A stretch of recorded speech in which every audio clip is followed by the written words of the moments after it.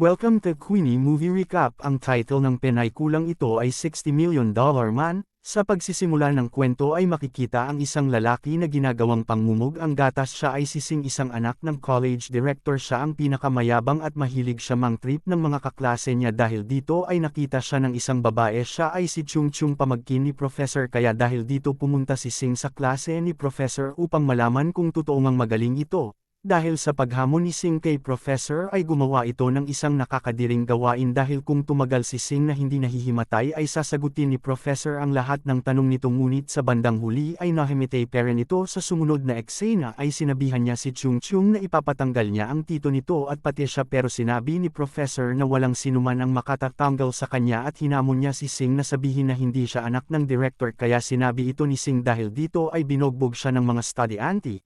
Kinagabihan ay nagpunta si Sing at ang assistant nito sa bahay ni Professor at nakakita sila dito ng naglalakad na kamay at dalawang mata pati hati na katawan. Sa takot ay umalis sila at nagpatawag ng isang inspector para tingnan ang lugar, pero hindi nila nakita ang nakita ni Sing kaya umalis sila nang walang nangyari.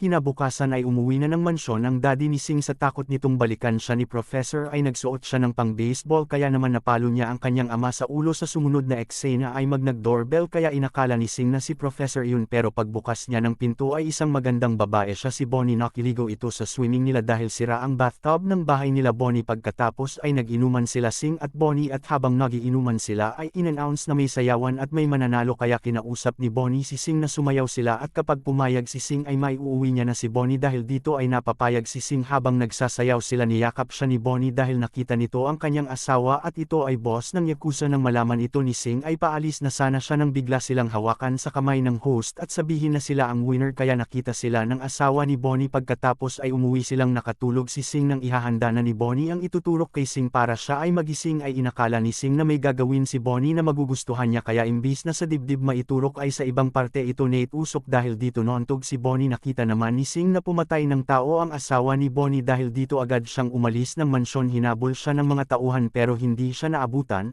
Pagka-uwi niya ng mansyon nila inamin sa kanya ng nanay niya na hindi ang mayaman ang tunay niyang ama kundi ang assistant nito. Hindi naman naniniwala si Sing kaya naman pinaluhod ito ng Sing dahil kapag lumuhad ang ama ay mahihilo ang anak. Pagkatapos ay sinabi ni Sing na kung sinong may 2 million ay siya ang ituturing niyang ama kaya naglabas ng 2 million ang mayamang ama ni Sing at ito ang pinili ni Sing. Pinalayas niya naman ang tunay niyang ama. Kinabukasan nakita ni Chung Chung si Sing sa simbahan kaya tinanong si Sing kay Chung Chung kung tama ba ang ginawa niya na pinalayas niya ang kanyang ama na umuulan at nakadlat, at tinanong din niya kung nagagwapuhan ba si Chung Chung sa kanya, pero inamin nito na hindi siya gwapo kundi pangit. Natunto naman siya ng mga tauhan ng Yakuza kaya naman hinabol siya nito. Tinulungan naman siya ng tunay niyang ama na akala niya ay umalis na nahuli naman niya ang boss ng tauhan at nahuli din ang tunay niyang ama kaya sinabi ni Sing na pakawalan ang ama niya para di niya patayin ang boss nila kaya naman nang pinakawalan na nila ito ay napaluhod ito kaya nahilo si Sing. Dahil dito ay kinadina sila sa Cree na may bomba na iwan naman ng mga ito ang espada nila kaya kinuha ito ni Sing at pinutol niya ang kanyang kamay at niligtas niya ang kanyang ama.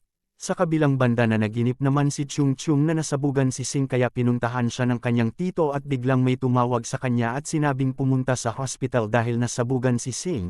Kaya agad itong pumunta, labi at utak na lang ang natira kay Sing kaya naman sinabi ni Professor na kailangan nila ng 60 million para maibalik sa dati si Sing kaya naisip ng ama ni Sing na tawagan ang mayamang ama nito. Kinausap naman ito ni Sing at sinabi nito kay Sing na tutulungan siya nito kung hindi na siya makikipagkita sa tunay na ama nito, pero sinabi ni Sing na ayaw niya at gusto niya ang tunay niyang ama at dahil may 6,000 ang ama ni Sing ginawa ng paraan ni Professor. Sa una ay di naging successful ang pagkabalik sa dating katawan ni Sing pero sa huli ay naibalik din sa dati ang katawan nito kaya tuwang-tuwa sila.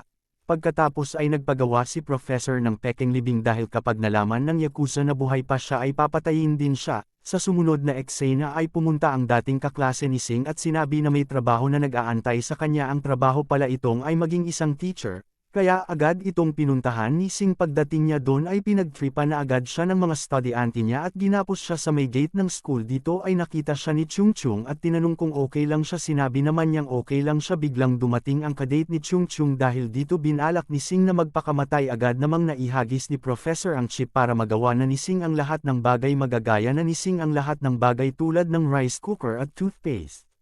Kinagabihan ay kinuha ni Sing ang damit ng isang lalaki at pumunta sa lugar kung nasa si Chung Chung. Nakita naman ni Sing si Chung Chung sa may sea, Or kaya naman pumasok siya rito at sinabi na iba na siya at di na siya tulad ng dati dahil naging successful na ang research ng tito ni Chung Chung pagkatapos ay hinamon ni Sing ang isang magician at pinatalsik niya ito kaya naman siya ang naging magician ginawa naman niyang guest ang date ni Chung Chung kaya akala ng magulang nito na okay lang ang lahat pero nasasaktan na pala ang anak nila hinalikan naman ni Sing si Chung Chung at hinailan niya si Chung Chung at sinabi ni Chung Chung na para na siyang nag-skydiving kaya sinabi ni Sing na gusto niya si Chung Chung at tinanong kung ano ang gusto nitong unahin pero sabi ni Chung Chung ay date muna ang gusto niya sa sumunod na eksena ay bumalik si Sing sa school pinarusahan naman nito ang kanyang mga studyante at pinag-exam ang mga ito pagkatapos ay kinausap siya ng principal dahil sa pagkaganito kay Chung Chung ang lalaki pala ay may-ari ng school na pinapasukan ni Sing kaya sinabi nito na siya ay isang Terminator.